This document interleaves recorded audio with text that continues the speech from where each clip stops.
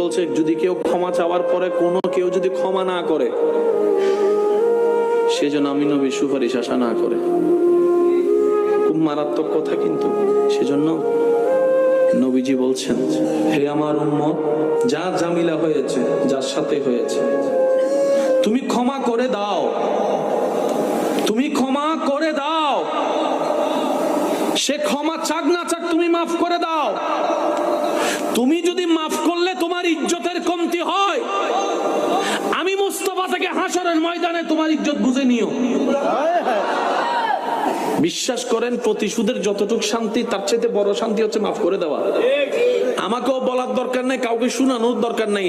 আপনার জীবনের সবচেয়ে বড় শত্রু, যে ইনডোর হোক, আউটডোর হোক, ঘরের হোক, বাহির হোক, যার সাথে আপনার বনেও না, যার সাথে চেহারা দেখতে ইচ্ছে করে না, এরকম কেউ থাকলে শুধু মনে মনে আমার দিকে তাকাই হলো কথাটা রাখার জন্য, শুধু মনে মনে বলেন, যা তোর মাফ করে দিলাম। দেখবেন আপনার মনে এটা কেমন যেন একটা শান্তি লাগা শুরু করবে। বিশ্বাস করেন ভাই, রাগ, হিংসা, অহংকার এগুলো শয়তানের জিনিস। এগুলো নিয়ে কেউ শান্তিতে থাকতে পারে নাই, পারবেও না।